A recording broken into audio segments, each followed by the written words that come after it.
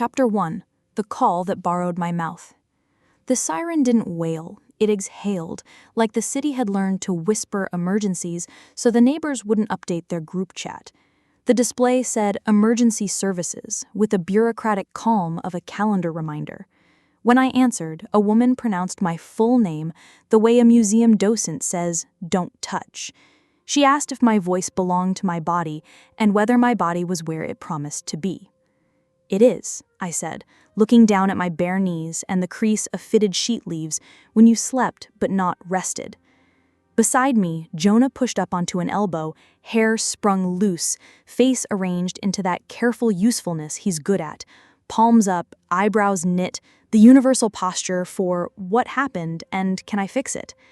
The dispatcher said a call had come in from a woman who sounded exactly like me, from an intersection I knew because we buy peaches there when the farmer's market remembers we exist. The voice had been breathless, a scared bird sound, apologizing for existing and for noticing it. The transcript would show small words, she said. "Help, please, followed, sorry." "Do you authorize a welfare check on yourself?" the dispatcher asked. And I could hear her glance down at a protocol laminated within an inch of its patients. "Not tonight," I said, which felt like telling a tide to reconsider. "I'm in bed. I have been in bed." Behind the dispatcher's voice was the wallpaper hum of fluorescent lights and distant typing. Behind mine, our apartment at 1 a.m., radiator ticking like a polite metronome, the kettle cooling on the stove, the world holding its breath for the drama it thought we owed it. I answered the rest of the questions the way you count stairs in the dark, one careful foot at a time, trying not to stub your certainty. When I hung up, silence didn't return, it reorganized. Jonah kissed the crown of my head, the kind of benediction you give a plan you intend to follow. "Scary stuff," he said softly. "Good thing they checked." It wasn't me, but it was my voice. He made that broad, sympathetic face decent men learn in conferences about accountability. Chin down, eyes warm, hands ready for what happened and can I fix it? "We've all heard about scams," he said. "People can replicate things. It's not about you." Except it was exactly about me. I could feel the soft outline of my shape in whatever story had just started walking towards us. My name had left my mouth and come back wearing a stranger's coat. The apartment smelled like hot dust and the orange peel I'd zested into tea because bedtime needed an illusion of ritual. Streetlight braided itself through the blinds into pale ladders on the duvet. My heart climbed every rung and looked down. I padded barefoot to the kitchen, turned the kettle back on, listened to the element decide to become an argument with water. Jonah followed, sat at the table, fingers interlaced like a net you drop into the sea to prove you are trying. "Could it be a butt dial from earlier? Or, I don't know, you told me you left that voicemail to Mira about the coat. You sounded winded then." "That was at 9, I said, pouring, watching steam curl into a thesis that evaporated as it wrote itself. "Also, I said bring the gray one and save me the corner of the couch, not someone's following me." He held my gaze like a physician examining a pupil for head trauma. "Do you want to change the locks?" he asked.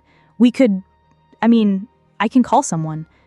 "We could, yes. We could also build a moat, train the doorbell to bite, enroll the thermostat in self-defense." But the call had come from a street I knew intimately, and the voice had used the same lazy R I use when I'm tired. And if someone wanted to move me on a chessboard, it would be easier to tilt the board than carry me square by square. The tea was too hot, and insisted on being itself. "Let's sleep," I said. "Tomorrow we make sense." Except the morning didn't wait for our permission. At 1:23 a.m., Mira texted, "Are you awake?" with a period that looked like the world's smallest hammer. A minute later, "Dev says there are cruisers on Harbor and 11th. You okay?" Between the two messages hung the thin air where trust usually lives. I typed, "I'm home." And then, because I could feel the room refusing to believe me, I took a photo of my own knees under the duvet, the kettle behind Jonah's shoulder, the clock on the oven insisting I was boring. "Proof of life," I said, showing him. He smiled, the left corner first, Jonah's old tell from years when he still wanted to charm me more than he wanted to manage me. "Send it," he said. "Better to calm them down." I sent it. The 3 dots went and came like a heartbeat that couldn't decide. The kettle clicked off, a tiny dignified applause. I shut my eyes and tried to order my thoughts in a list I wouldn't have to admit existed. 1. My voice is not my exclusive property. 2. Systems love a concern because it's clean. I am present. I am present. I am. In bed again, I stared at the ceiling and trusted the old plaster to be honest, even if the world had turned theatrical. Jonah slept in the fast, light way of people who believe in their usefulness. I watched the minute hand drag itself around the stubborn circle and wondered how many nights it would take before the city believed I was ordinary in the hours it finds most interesting. I must have drifted, because the next thing I knew, I was dreaming of a street I didn't walk, under a sodium lamp that made skin look coated in apology. In the dream, I kept saying my name and hearing it echo back in someone else's diction, an echo too polite to belong to me. When I woke, the taste of that borrowed mouth sat on my tongue like a word I didn't remember choosing. By the time the first sparrows tried the morning, the apartment had that post-theater quiet, the hush of fixed sets and cooling lights. I made coffee because boiling water is the only truth I can summon on command. Jonah wrapped his arms around my waist from behind and said, "Into the hollow where my shoulder meets my neck. We'll figure it out." The plural landed like a tool set on a table. We. I tried the word on. It fit like a coat that someone else had tailored for me. Handsome, constricting, the sleeves a little long. I said okay, because morning rewards small lies that get you through noon. But under the okay, I felt something unlatch, quietly. Not the door, not the lock. Something in the story. If a city could adopt my voice for a midnight ritual, I could adopt back the part of me that didn't audition. I didn't know what that looked like yet. I knew only that the next time a mouth borrowed mine for mercy, I wanted the mercy to be mine to give. The city exhaled again, a garbage truck negotiating a rut, a distant siren practicing its vowel. I set a mug on the table like a period and let the sentence end. The recording arrived the next day as a link that wanted to verify that I was me before it would verify that I had been me the night before. I listened at the kitchen table because that is where proofs go when you don't have a courtroom. On the audio, my voice, my exact vocal weather, asked for help at 12:59 a.m., using the weary little sigh on help that I recognize from when the cork sticks in a bottle or the drawer catches on a proud screw. Only it wasn't my breath. The vowels rounded where mine usually flatten into their chairs. The consonants walked like careful shoes on carpet. Whoever built it had fed it my voicemails. Birthday brights, the time I read a recipe to Mira and laughed at my own uncertainty, the apology I left Jonah last winter when forgiveness felt like a form I could fill out correctly if I held my pen just so. It sounded like me with the parts sanded down, the burrs of impatience gone, the quick, cheap sarcasm removed, the particular looseness I get around my sister replaced with a universally palatable fear. I'm scared. I think someone's following me. I shouldn't have walked alone. In the abstract, none of those sentences were strangers to me. Fear and I are old neighbors who wave and avoid eye contact. But hearing them assigned to my mouth on a night when I had been asleep an arm's length from Jonah made the air feel misfiled. I imagined the 911 operator on the other end, a woman with coffee gone cold, answering a call that sounded exactly the kind of person cities are built to rush toward. Small, apologetic, trying not to be a problem while reporting a problem. Compassion moves faster than suspicion, and rightly so. Whoever had rehearsed my voice knew this. I hit pause when the recording hit the part where the dispatcher asked for my name, and I provided it like a coin slipped across a bar. In present tense reality, Jonah was wiping the counter with an attentiveness that belongs in commercials for paper towels and redemption. He he asked, like a doctor encouraging you to step on the scale. It's me, and it isn't. It's a version of me that behaves better for strangers. He made the face he makes when the printer jams, open patience over a slow-blooming helplessness. This is horrifying, he said. We need to, tell people. People were already telling themselves. At 7:30, Mira texted, "Love you," followed by "Call me," followed by a photo of a cruiser parked in the peach stall lot. Dev wrote, "You okay?" without punctuation, which means the part of him that makes jokes was in his pocket, phone in his other hand, ready to hold two truths that weren't getting along. My mother called and announced she had a feeling, which is how she describes the split second before a plate falls. At 9, St. Fable called to confirm my voluntary observation. The intake clerk had the bright, friendly cadence of a person who believes paperwork can be a blanket. "We'll keep your belongings safe," she said, speaking to a future I had not agreed to occupy. "We have a great group this week. You'll feel supported." "I'm at home. I'm not coming." Keys clattered, the sound of a system backing out of a promise it had made to itself. "Of course," she said, as if I had asked whether they also served decaf. "We'll update the note." By noon, my fob had unlearned me at the building door. The lobby camera did its lonely little blink, and the reader refused me the way a bouncer refuses someone with a laugh too loud for his night. Jonah's worked. "They must be doing a sweep," he offered, his concern wearing the cologne of plausible. After the call. "They," I repeated, and the pronoun felt like a room I hadn't agreed to rent. When Dev came over with bread that didn't apologize for its crust, he asked if we should make a list. I said no to lists. Lists invite performance. Instead, I took the old microcassette recorder from the drawer where we keep rubber bands that have died of age and tuck it into my sweater pocket. Its red light pulsed like a small heartbeat that didn't demand witnesses. I clicked record and spoke to it like a friend who can hold contradiction. "It's 1:06 in the afternoon, and the light on the plant is the color of the tea I'm not making because coffee already has jurisdiction." We walked the block in sensible shoes and ordinary jackets. We counted the distance from the door to the market, from the market to the bus stop, from the bus to the corner where the call declared I existed. Our lines on the scrap paper were wobbly, and I liked them for that. Honesty has bad penmanship. I introduced myself to the day. "Hello, sidewalk. Hello, Mrs. Flores's windowsill geraniums. Hello, deli man who calls everyone boss." The recorder kept time. By 3, Dev sent a message to the group chat that said, "Saw her, no photo attached." I pictured the collective exhale as our friends imagined me being seen at last by someone with actual eyes. Me as a benign, familiar shape crossing a street without asking for help. It was true. He had seen me. I had watched the bus, waved at a kid wobbling on a scooter, bought a ginger ale I didn't want because the clerk smiled at me like we were on the same team.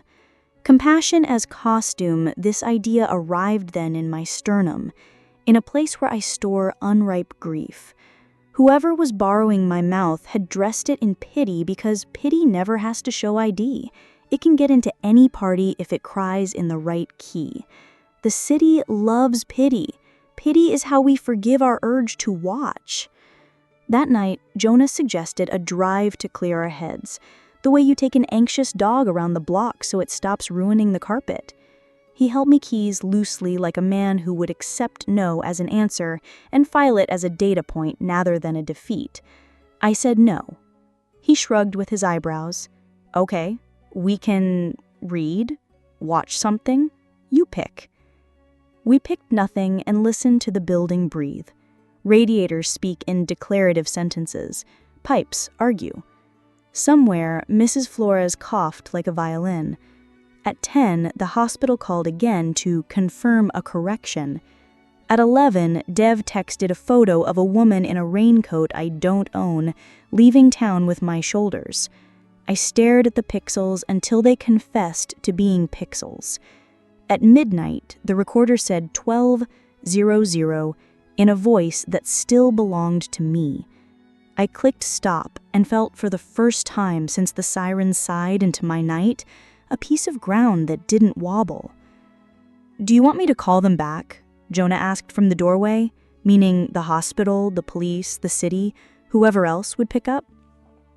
"I want to hear my own voice without borrowing it, and I want the locks to recognize me because I pay the heat." He nodded, that gentle, maddening nod of a man who has memorized the posture of support.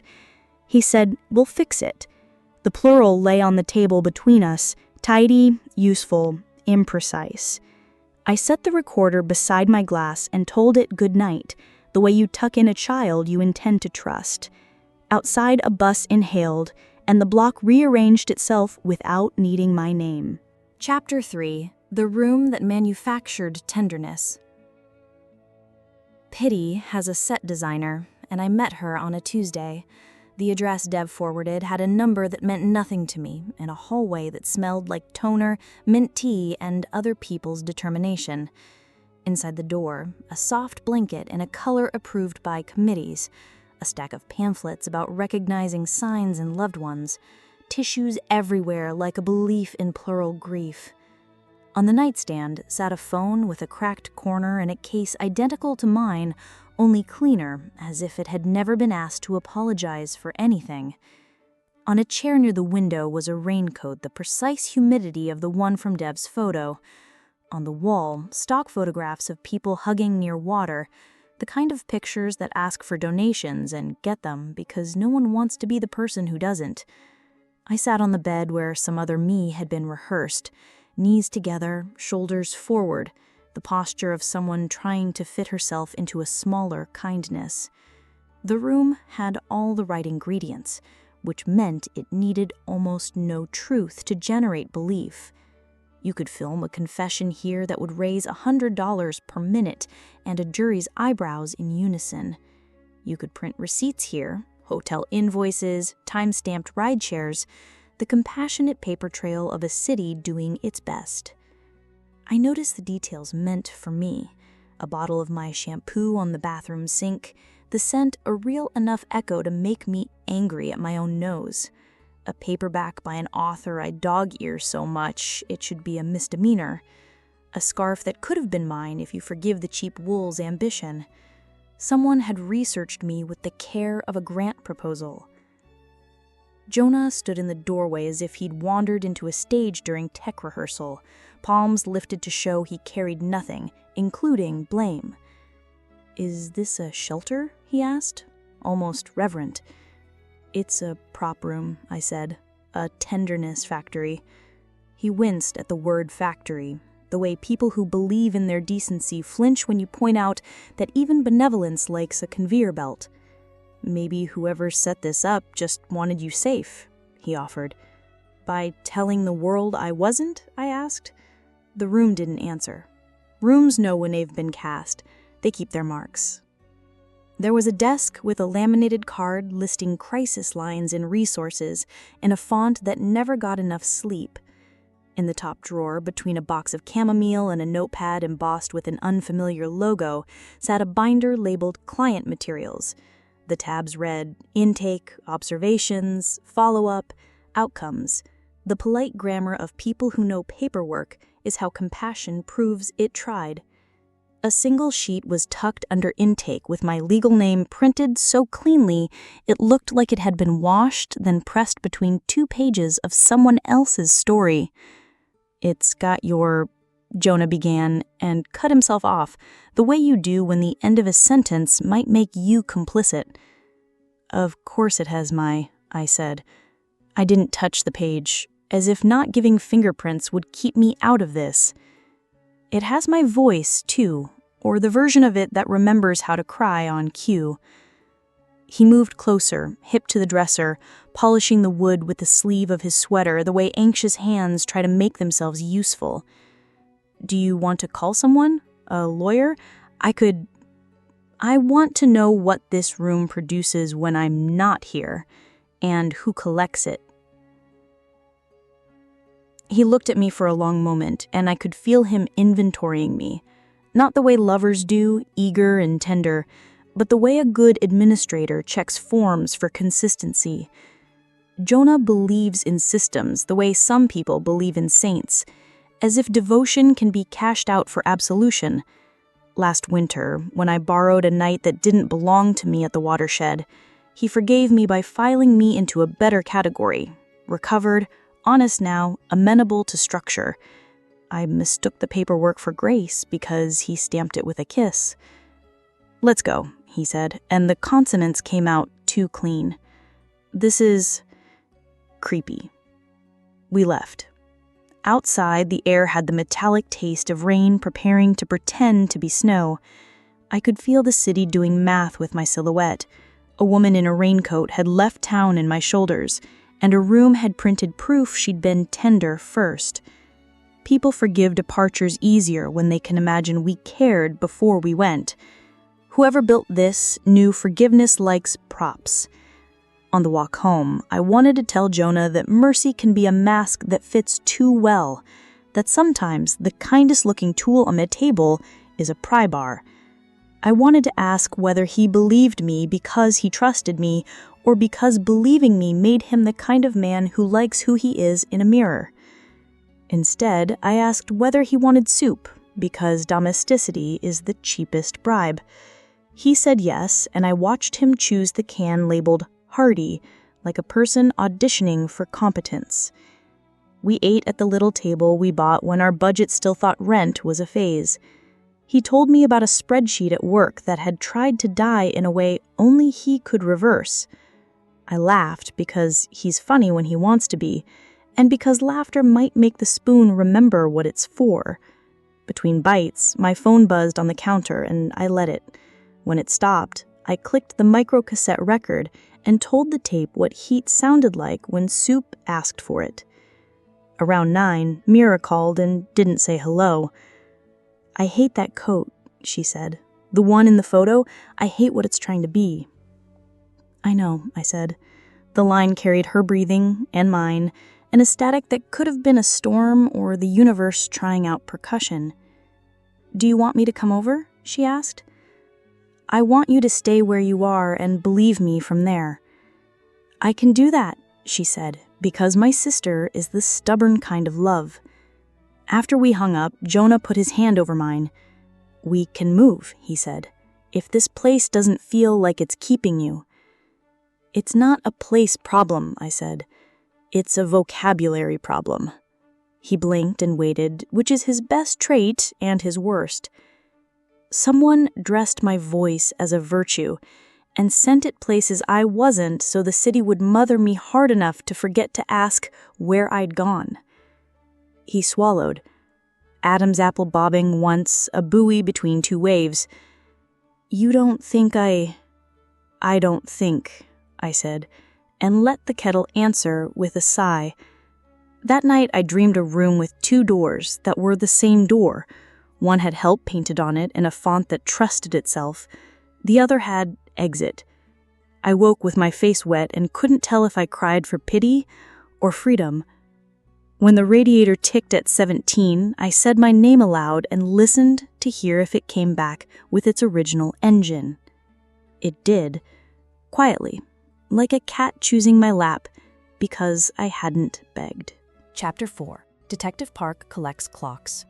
Detective Park suggested the cafe with cappuccino hearts because its milk art had a decent batting average at keeping people in their chairs. He wore a tie that had met an iron and a smile that had met sorrow. When I pressed my phone's speaker and let the recording play, he didn't interrupt at the parts where my borrowed mouth breathed wrong. He watched the steam rise from his cup like it might carry testimony. "We've been hearing about these," he said after, not unkindly. "Voice models, compassion crimes, hard to prosecute because they imitate mercy. The system moves faster when it hears fear, and we built it that way on purpose." "Are you saying, don't be afraid?" I asked. My voice sounded normal again, my actual lazy vowels, my consonants in scuffed shoes. "I'm saying fear is a great locksmith," he said, "and a bad cartographer." "Where were you, precisely, from midnight to 2? "At home, in bed, then in the kitchen, then in bed again. I described the tick of the radiator at 17 and 47 past the hour, the way the hallway settles after midnight like a cat choosing a lap, and the sparrow that thinks our windowsill is a morning radio slot. He wrote it down with the concentration of a man doing math without showing his work. "Your people," he said. "Who will answer after midnight?" His pen hovered. "Who will say the hour and not inflate it to an anecdote?" "Dev," I said. "Mira. Mrs. Flores above the boxes. The deli guy if he's not in the back. The kettle if the tape recorder counts." He smiled, a sideways human smile. "Kettles count," he said, "if you let them." He flipped his notebook closed, and the sound felt like a respectful curtain. "There's a pattern in these cases," he said. "Someone uses a voice clone to trigger a system designed to be kind. Then they use the system's kindness as a skeleton to hang a disappearance on. The city writes a story it can manage." "Will you catch them?" I asked. The question sounded too cinematic in my mouth, like an extra imitating a lead. "Maybe," he said. "Maybe not. It depends on whether they believe they're the hero." He finished his coffee like a man who knows when heat becomes memoir. "Do you feel safe?" "I feel rehearsed." The word fit my mouth like a shard that had memorized the wound. "I feel like I'm being improved upon for public consumption." "That tracks," he said. "People who love narratives sometimes sand away the splinters so the jury won't snag a sweater." He stood, left money on the saucer, and handed me a card that didn't pretend to be magic. "Call if the voice calls again, or if the room with tissues changes brands. They always change brands." On the way home, I walked the long route along Harbor Ridge, past the mural of fish that never learn the names of the streets they swim by, past the payphone that still thinks it has work at 2 a.m. The air had that pre-storm, metallic question in it. The geese in the park practiced disrespect with equal opportunity zeal. I tried out sentences under my breath. "I belong here. My mouth is not a public utility. Presence is a practice." The last one sat best.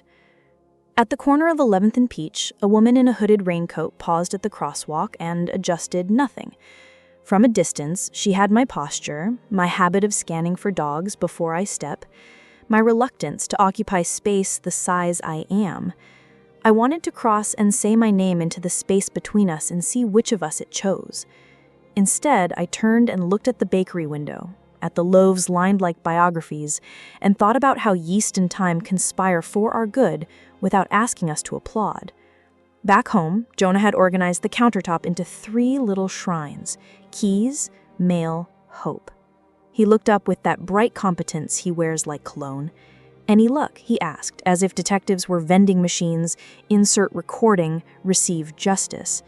"He collects clocks," I said, hanging my jacket, deciding whether the sentence could be a peace treaty. "He thinks the city can be taught to tell time again." He nodded as if I'd read him an encouraging metric. "That's good," he said. "Is it?" I asked, "or is it just slow?" "Slow isn't bad," he said. "Slow is careful." The kettle agreed with him, the traitor, by not boiling faster for me. I watched bubbles begin and thought about that rented room, about the binder tabs that fit so nightly, the way the phone case had been better behaved than mine, the scent that had remembered my shampoo without also remembering my doubt. I thought about the way I had sat on the bed and felt the shape of my life shrink to fit the frame. Tenderness can be an instrument, if you aim it. "Do you want to go see your mom?" Jonah asked suddenly, as if the thought had broken skin on its way out. I pictured my mother's kitchen, the drawer with the old microcassette recorder that used to swallow her voice and play it back at a speed slightly wrong. I pictured the poster still taped crooked above the bed I slept in until I learned that love and performance can look like twins if you meet them in poor lighting. "Maybe," I said, "soon." He came around the table and put his hands on my shoulders, not heavy, not claiming, just present. "I hate that this is happening to you," he said. "I hate that it's efficient," I said, and the sentence came out more bitter than I meant. He kissed my hair. "We'll fix it," he said again, and I did not flinch at the plural this time. I just filed it gently in a drawer labeled, "Useful when true." That night I left the door on the latch, the way Mrs. Flores does because she trusts her neighbors more than the idea of doors. I set the microcassette on the counter, pressed record, and read aloud from the back of the pasta box just to remind the air that my voice can be boring on purpose. At 1:02, footsteps paused outside like a thought deciding whether to confess. At 1:04, a siren exhaled 2 blocks away, practicing its vowels. At 1:06, my phone lit with unknown and went dark, shy again. I didn't answer. I said my name quietly instead into the kitchen. The room helmed without improving it. The radiator announced 17 with a clunk old houses consider polite. The kettle built its small kingdom of heat and refused to brag about it.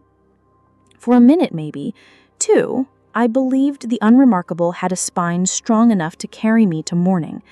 I believed I could be present without a password. I believed my mouth belonged to me and that compassion, when it came, would not arrive in costume. Then someone tried the handle, gently, a question more than a command. I turned, heart polite but loud, and listened to see which part of the night wanted me to audition. Chapter 5. The Hand on the Latch. Someone tried the handle the way a careful person touches a sleeping animal, not to wake it, only to confirm it breathes. The latch held. Our hallway has a particular echo, thin, varnished, the sound of years of shoes agreeing to be neighbors. Through the peephole, I got the goldfish version of the corridor, magnified, warped, wet-looking. A hood, a cheek, the curve of a shoulder that had practiced mine. Rain ticked against the stairwell window, small coins tossed at a fountain with no wish attached. Hello? The voice came soft enough to be plausible in a church. There was an extra breath in it, a little caught sob that would look good transcribed. Are you awake? I didn't answer. The microcassette on the counter rolled patiently, its red dot steady as a bee's heart.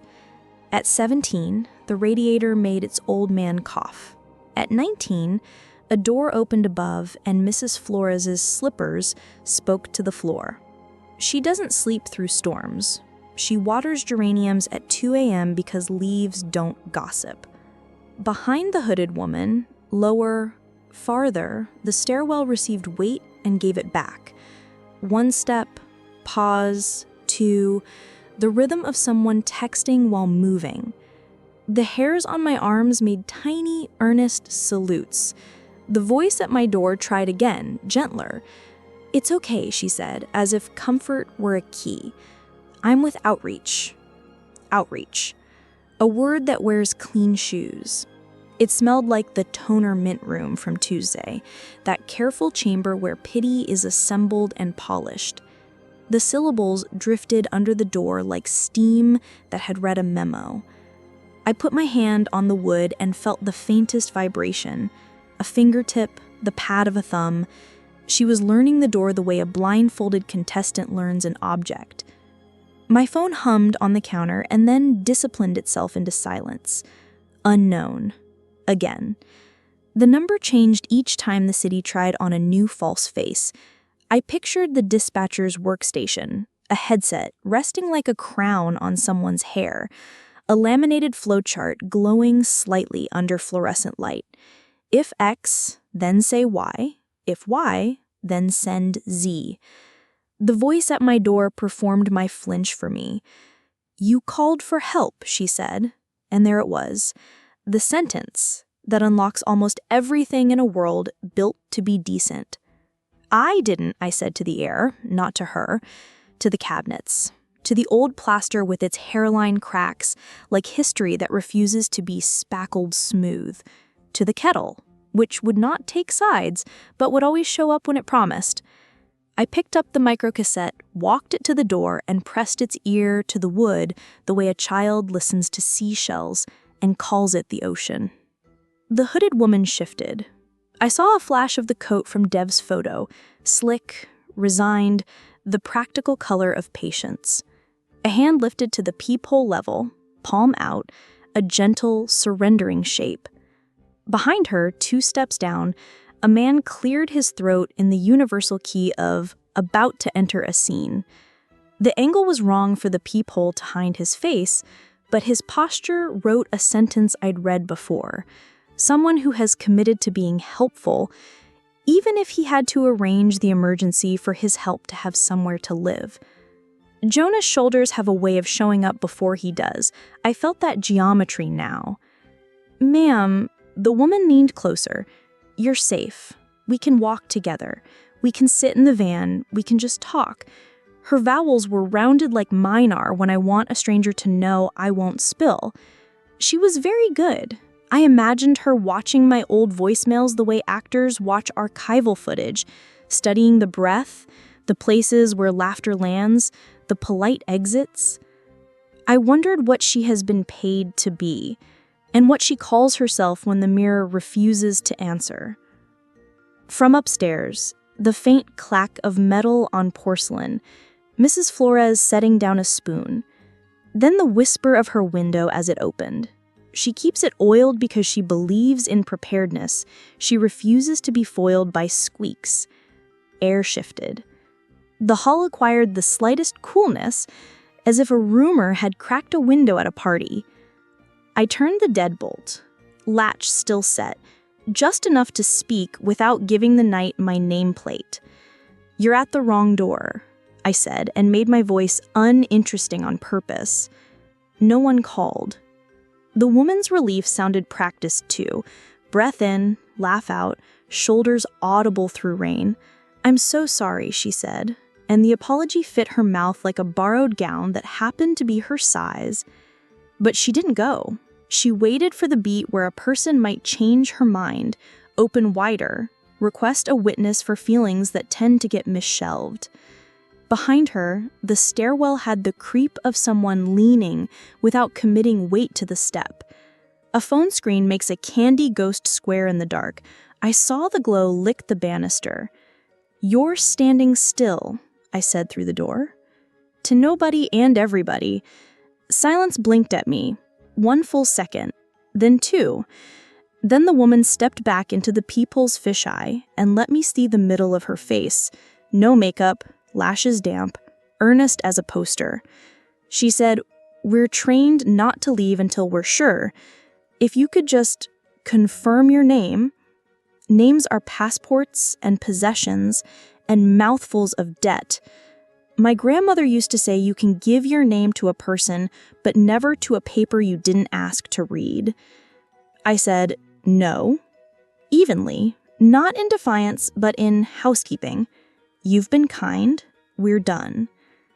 Behind her, someone made the small mistake of tilting a phone. A pale rectangle hopped like a fish on the wall. Jonah has always liked an angle. He says the right seat at a table turns a meeting into an outcome. He says lighting matters. He says we. I put my forehead to the door and said, clear enough for the recorder and the wood grain to collaborate, "Jonah, go home." No movement, then an exhale. Not the sirens this time, the sigh of a choice deflating. Shoes took a step, willing them to be different shoes. The hood dipped. "I'm sorry," she said, and a thread in it sounded unscripted. I wonder who trains people to be me. I wonder what they are told to feel about the evenings they borrow. I wonder if conscience pays by the hour. A noise from above, gentle but sovereign. The sound a picture frame makes when a hand rises to straighten it. Mrs. Flores can hang a room from a single cough. "I can see you," she announced, not loud. Words dropped down the stairwell with the weight of china. And I can tell exactly whose belongs to whose shoes. The window clicked shut. She murmured sorry, once more, this time to the stairwell. Steps receded. The phone glow turned, swam, died. After a breath, we heard the outside door accept their exit with its usual gossip, hinges that love a story but don't leave the building. I stood still until my pulse forgot percussion and remembered civics. The recorder ticked. The kettle, having noticed how attention had abandoned it, let out a single, sympathetic click. When I opened the door, the hallway had returned to its empty self. The carpet kept its secrets, but the air had that after image you get when a flash goes off. a square brightness in the brain where a picture will develop later. I walked to Mrs. Flores's door and touched the casing with 2 fingers, the way people touch a reliquary.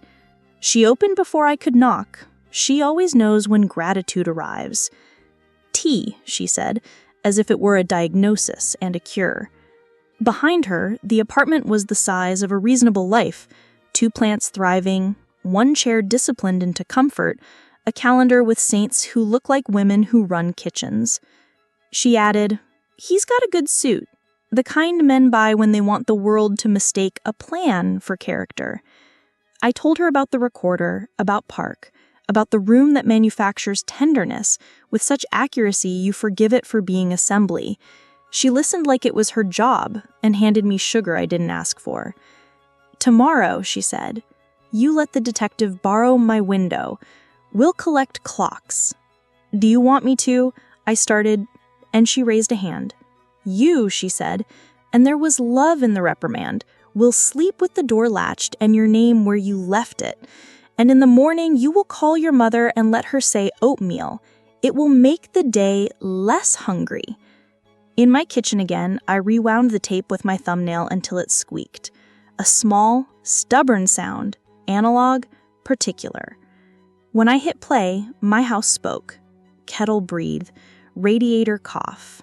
My breath finding its metronome, the voice at the door dressed like compassion, and the tiny scrape of a shoe belonging to a man who knew how to make kindness stand upright and salute.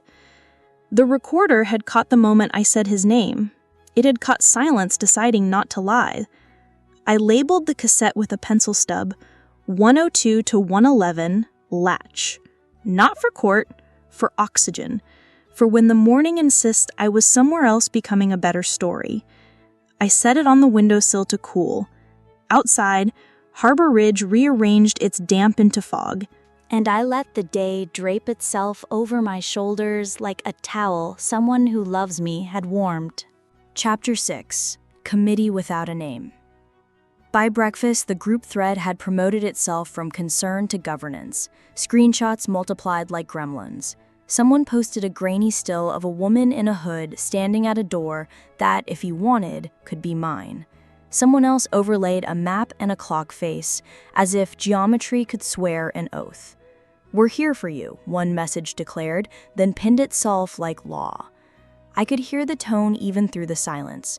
Good people making a kind of parliament out of friendship, passing resolutions no one had read twice. I wrote, "I'm okay," and felt the letters land like feathers in a room full of coats. Dev DM'd instead of replying under the pin. "Committee energy is high," he wrote. "Do you want me to be obnoxious in public or useful in private?" "Useful," I typed.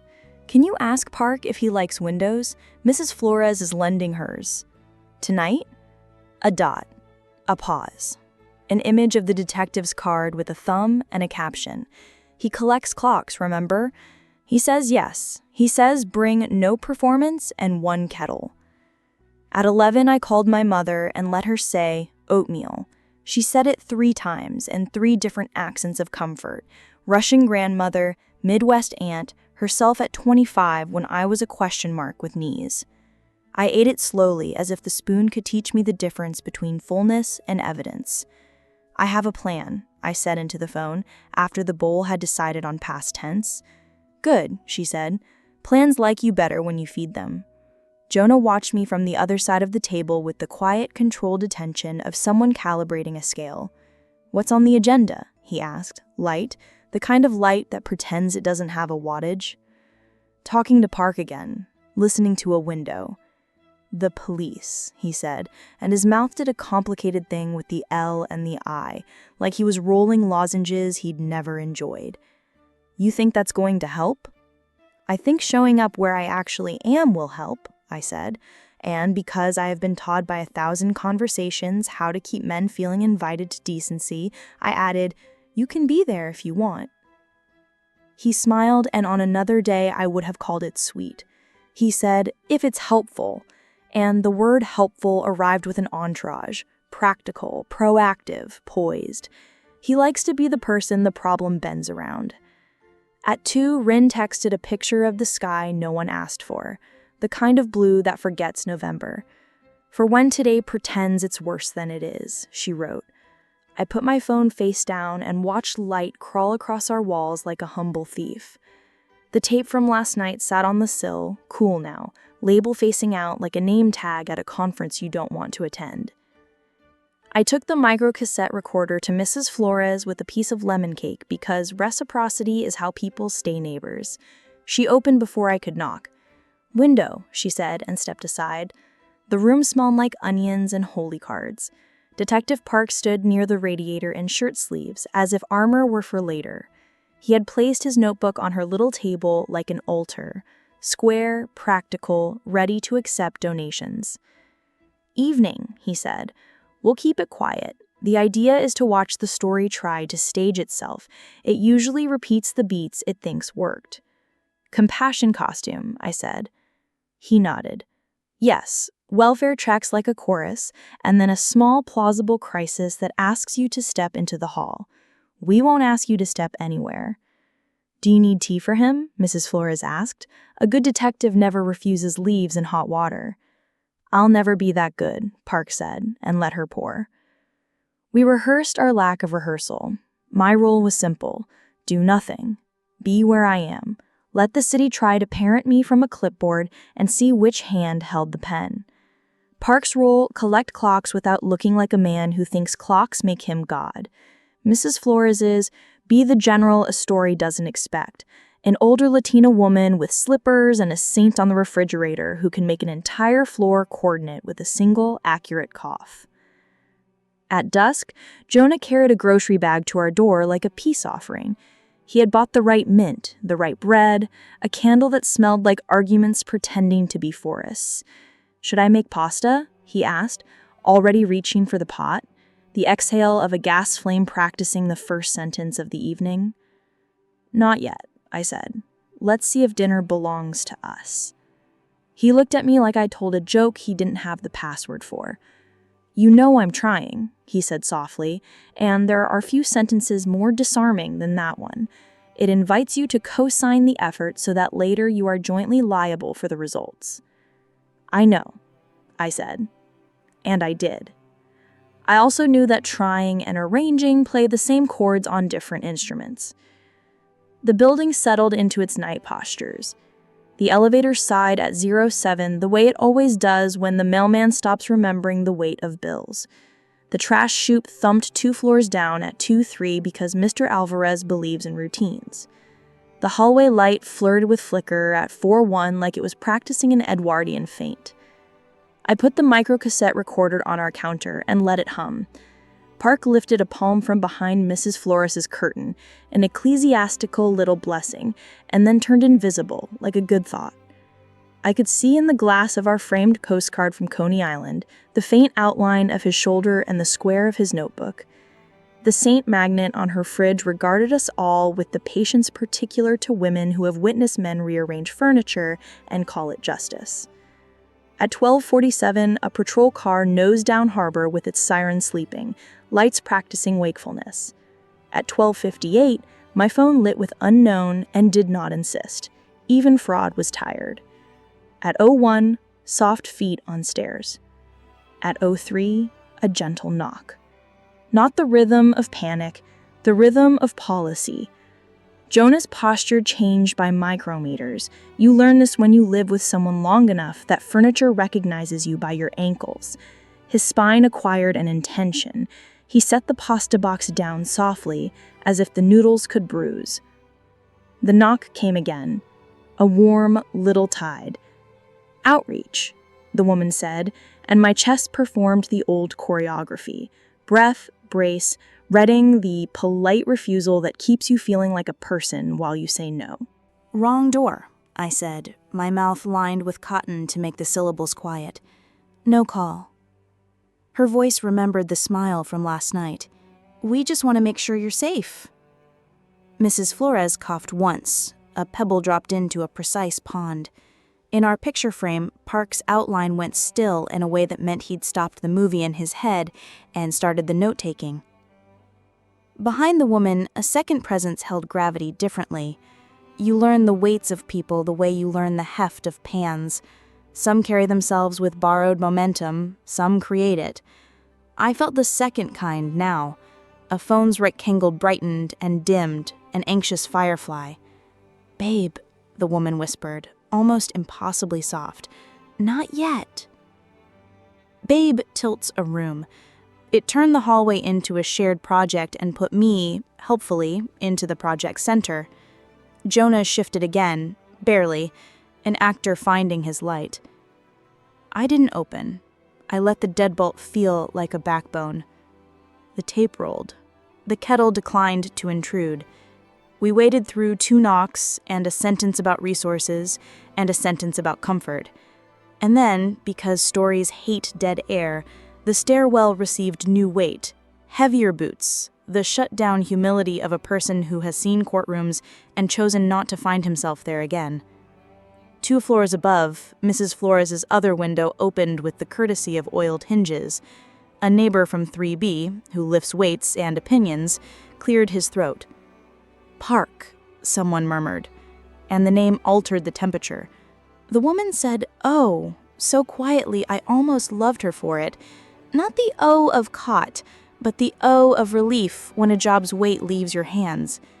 Babe made the longer exhale, the one a room makes when it realizes it has been miscast. No one ran. There was nowhere to run that didn't have stairs or witnesses or a devoted, nosy building. Park didn't boom or brandish. He let silence sit until it corrected its posture. Then a knock.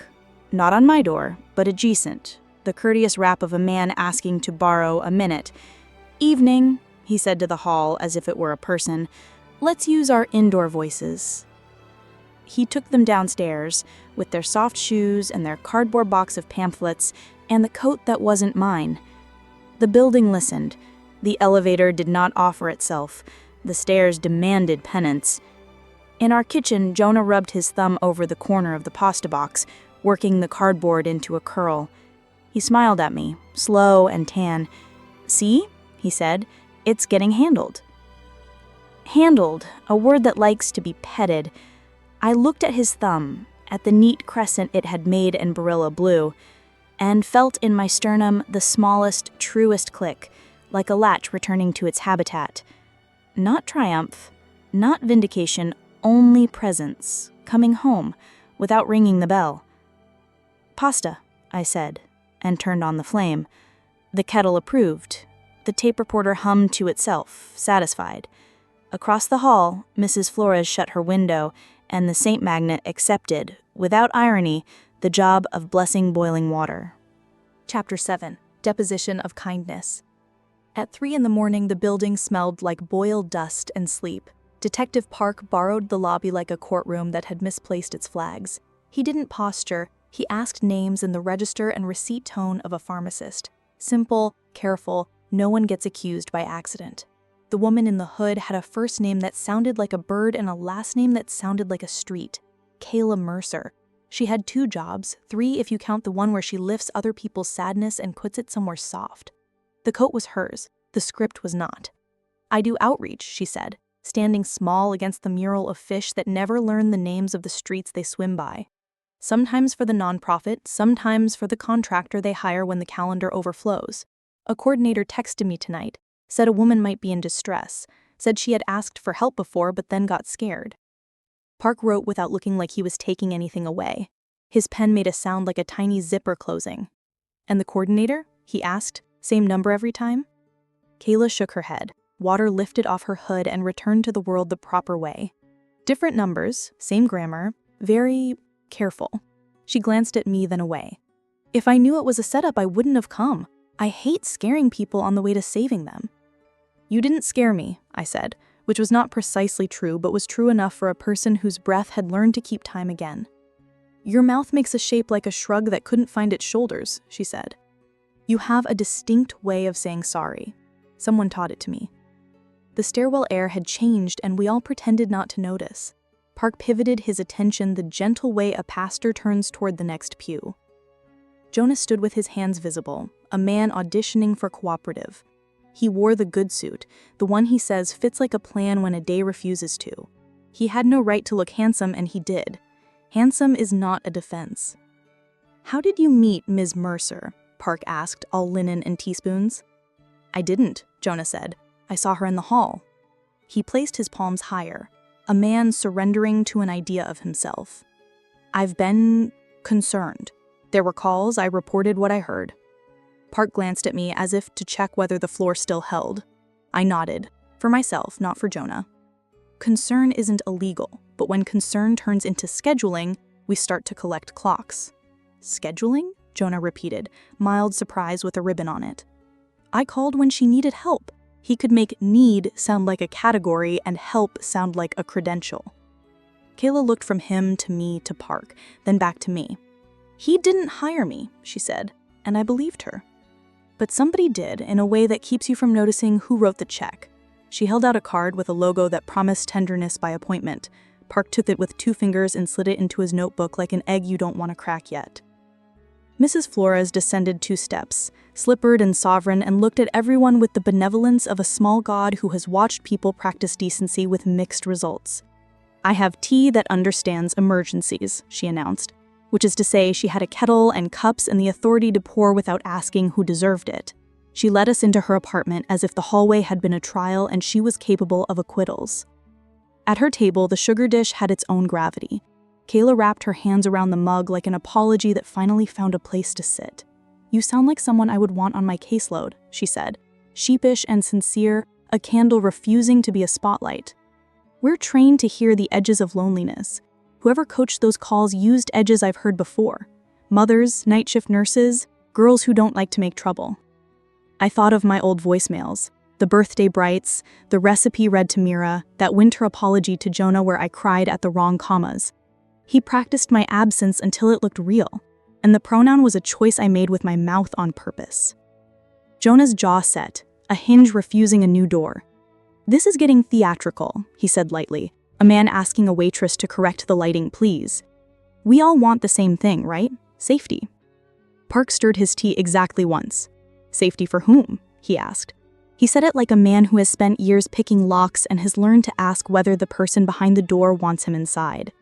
"Ms. Mercer, was there a van?" She nodded. 2 blocks over, engine running. "I don't drive, I only knock and talk." "And the coordinator?" Park asked gently. "Whose name will you give me if I promise not to ruin your next shift?" Kayla lifted an eye at Mrs. Flores as if to ask whether the apartment had jurisdiction. The saint on the fridge didn't blink. "The contract routes through a shell with a mission statement anyone's pastor would approve of. They never write their own emails, they paste. Tonight's read like someone who likes to hear himself say the word support." Jonah looked at the ceiling because the alternative was looking at the truth. "I'm not the villain here," he said, and it was the first sentence all night that sounded like it had been rehearsed in an empty room. "Why did you report it under her name?" I asked, not raising my voice because I have learned that quiet makes room for answers louder than anything else. He blanked. "Because that's how the form works." "The form works the way the first person who loved paperwork designed it to feel. Sometimes it loves the wrong person," Mrs. Flores said, refilling his cup like a blessing with boundaries. We were all tired enough to be honest for a few minutes. Kayla apologized for knocking with my voice in her backpack. Park apologized for the parts of the city that move faster than they know how to aim. I apologized for the chapter at the watershed because I do not like to cash out confession in installments. Jonah did not apologize. He described intentions. They were immaculate. They always are. When the room ran out of performative steam, Park stood. "We'll have a hearing, the kind that doesn't clap. Bring your recorder, bring your quiet, the rest will bring itself." Kayla asked if she could return the coat to a thrift store on a bus line. I nodded. "Keep the scarf," I said absurdly.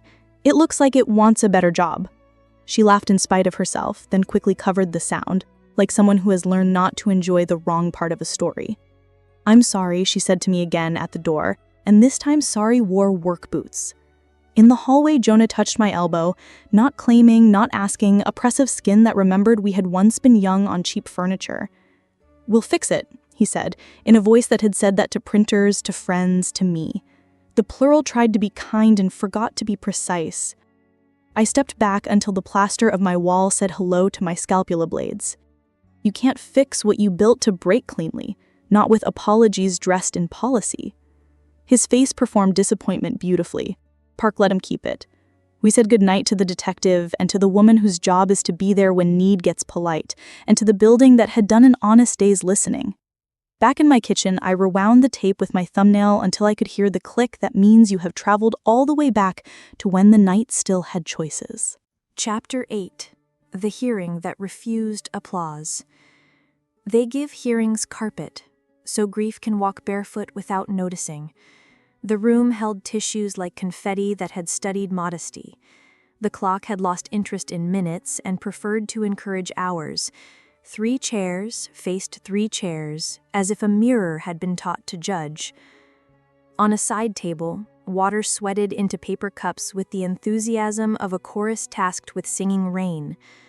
A woman with a pen that believed in itself called the room to a posture. She was not a judge. She was something more domestic, and therefore more dangerous.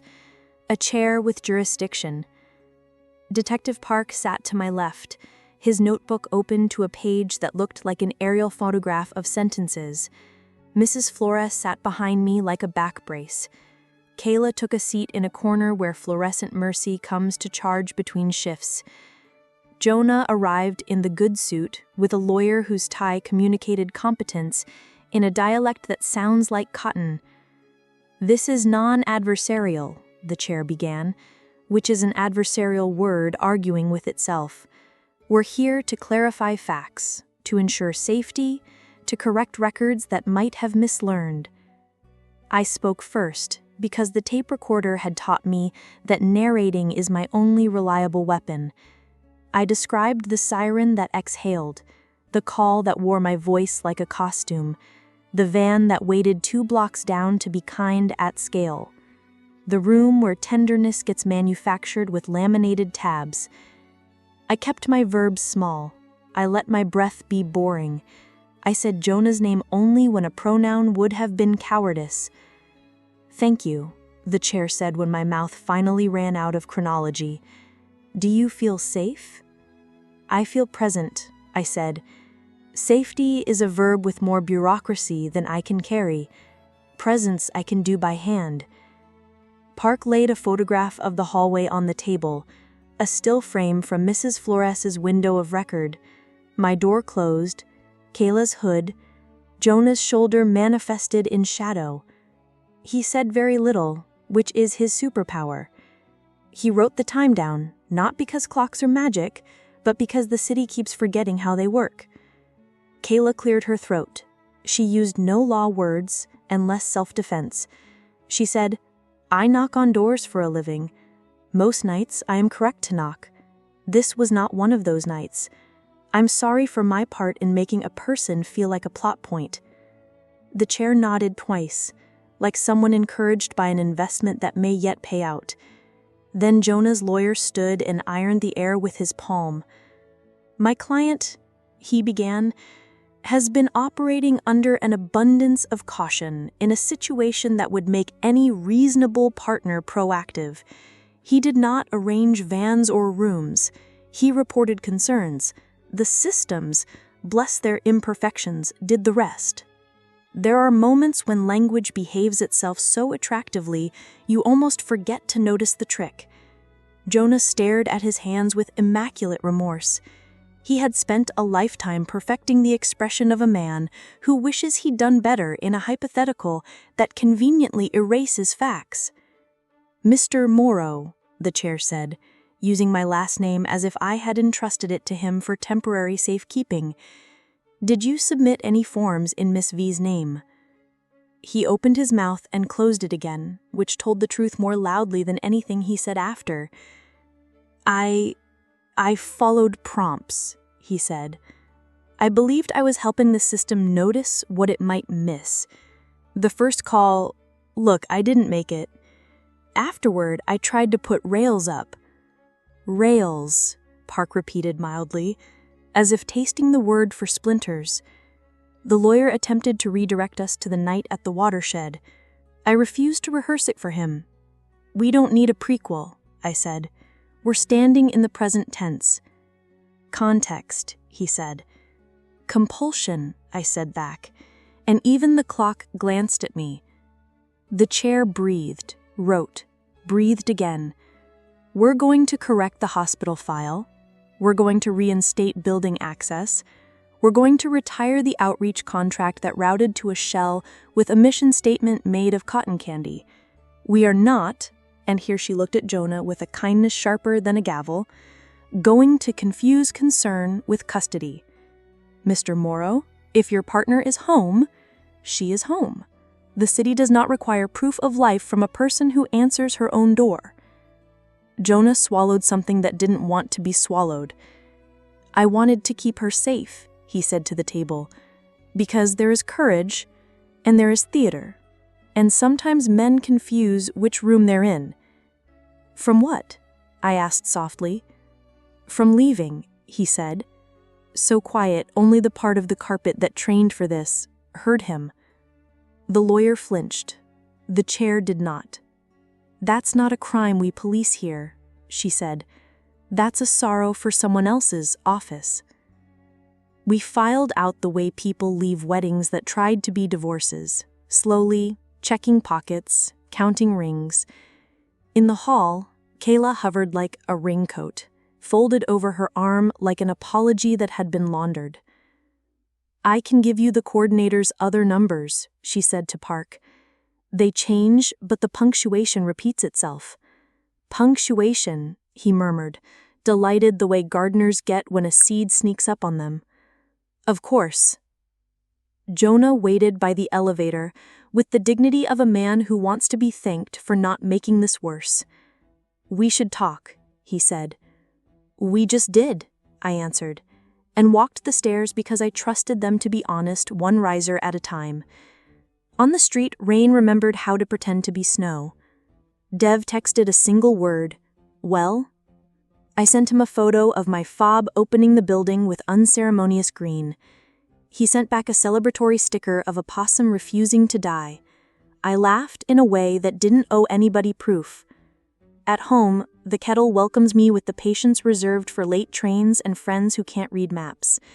I made tea and forgot to narrate it out loud. The recorder sat still, a retired witness. The apartment looked like a body that had gotten its name back, imperfect, warm, undramatic. I stood at the window while Harbor Ridge rearranged its damp and thought, not for the first time, that presence is a craft you learn the way you learn piano. Scales first, then songs, then the particular music your hands make when no one is listening. Chapter 9, Packing Weather. I packed as if the week were a season I could fold and put away. Not a flight, not a flounce. Packing the way my mother taught me to prepare for weather. Layers you can peel, nothing that argues with rain. 2 shirts, both honest. The sweater that forgives. The old notebook that records without asking me to improve. Toothbrush, the sturdy kind. The micro cassette recorder with a new tape that probably wouldn't be needed but liked to feel invited. I can't stop you, Jonah said from the doorway, which was the first correct sentence he'd said in a month. He leaned on the frame too casually, and the frame remembered every time he'd done that and did not collapse. A small miracle of carpentry and restraint. The bag's zipper had a particular music when it found itself. This isn't punishment, I said, and I meant it. It's ventilation. He reached for the top of the dresser the way men in movies reach for cigarettes they quit 2 summers ago. Where? He asked, and then realized the question was not logistics, but jurisdiction. How long? He amended, as if time obeys compacts more faithfully than people do. Mama's, I said, until my name stops feeling like a costume in this apartment. He nodded too fast, the bob of a swimmer who knows he misread the whistle. He said, we can reset. I'll uninstall everything. I'll delete the forms. I'll tell Dev, tell Mira, tell your mother. I'll fix the optics. Optics, I repeated. Is this a company day for you? Am I a dashboard? He flinched. and then arranged himself into contrition. It fit him like the good suit. "I'm saying I hear you. You hear me better when the city is listening," I said. "I need to know how you hear me when nobody else might be persuaded." We stood a minute in the messy quiet of unscripted air. I wanted to love him like a room without props. He wanted to be loved like a man who had spent all night dragging furniture. Those two wants had often been enough. This week, they were acquainted, but not on speaking terms. He stepped aside when I passed because somewhere under the choreography of help, he does know how not to block a person leaving. At the door, he said my name, and it didn't echo. The building had decided to stop being a cathedral for him. "Did you ever... He swallowed the petty, brave question and moved aside again. "Never mind." "Yes," I said, not because he deserved the balm, but because I didn't want to carry it to my mother's. I loved you more than the problem. That's why I won't let us keep it.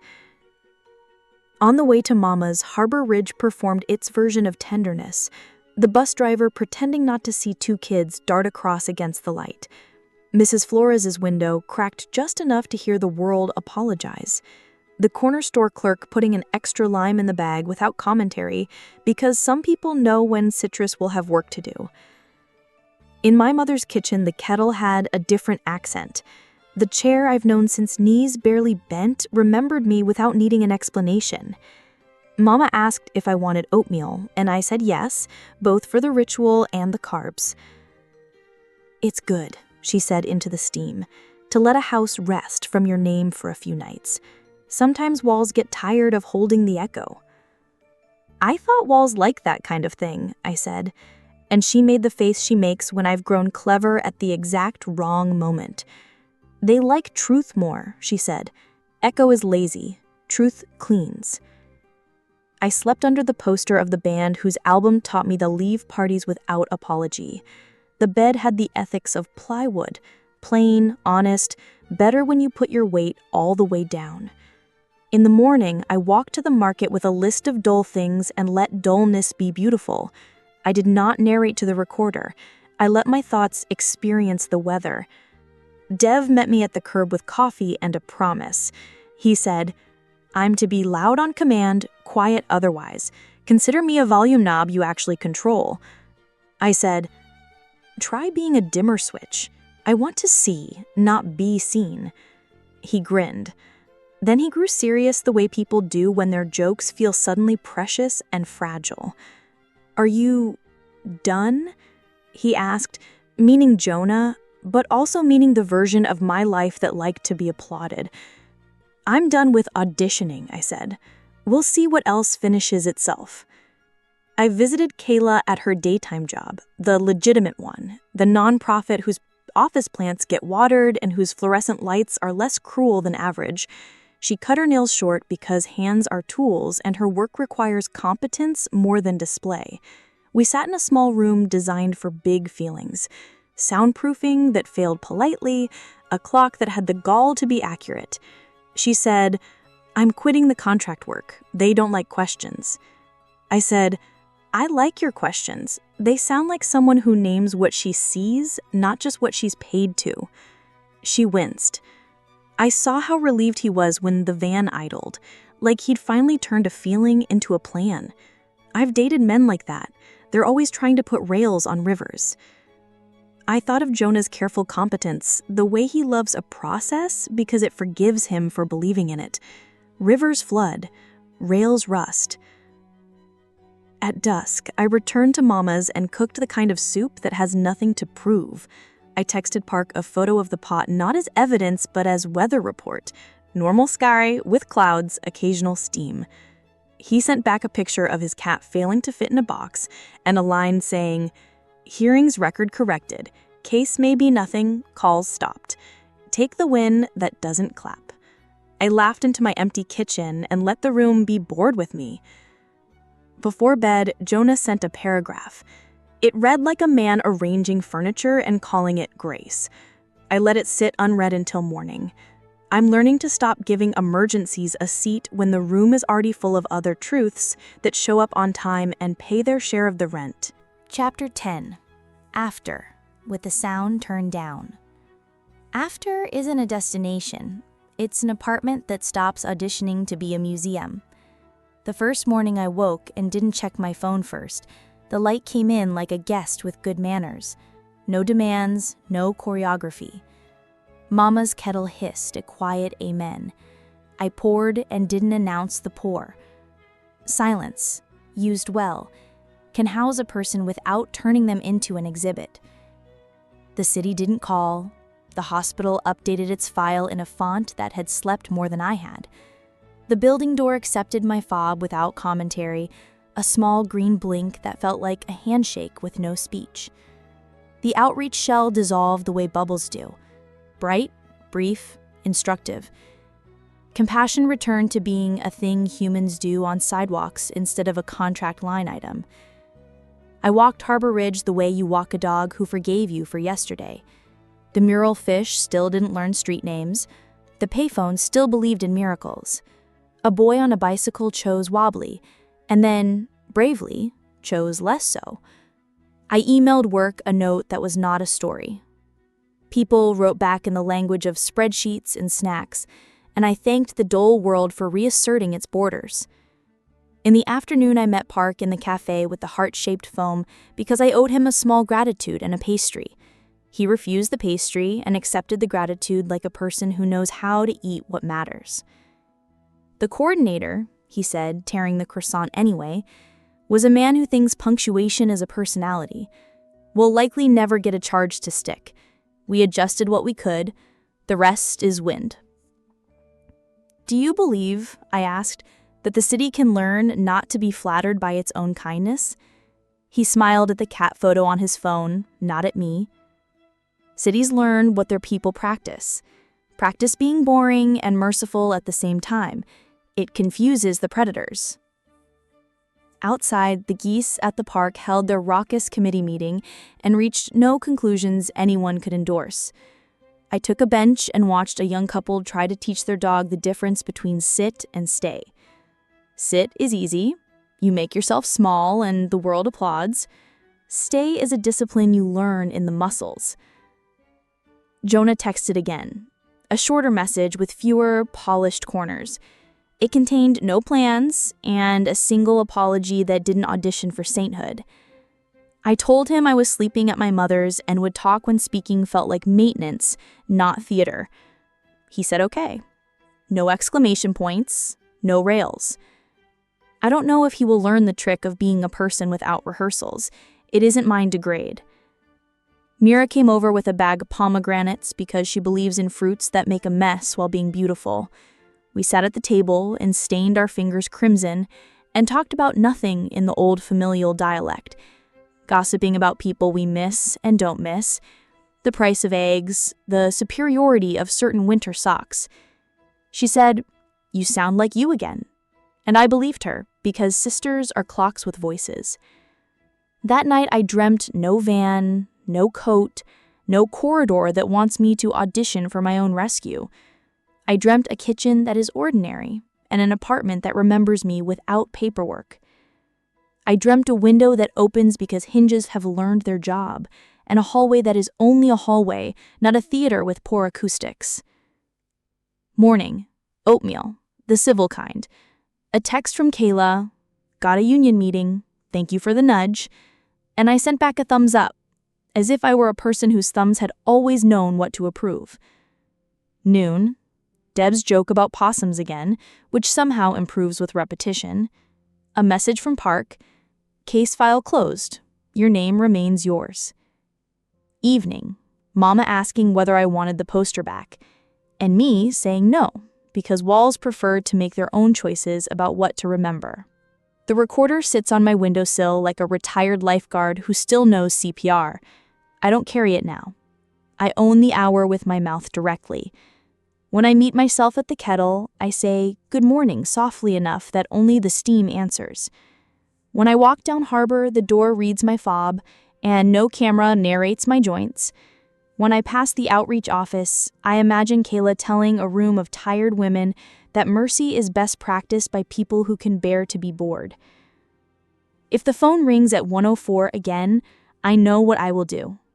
I will let it ring once, twice, a third time, and then I will answer and say my name the way women have said their names to rooms that needed to hear them long before they were microphones, contracts, timestamps, or proofs. I will say it the old way, without italics or costumes.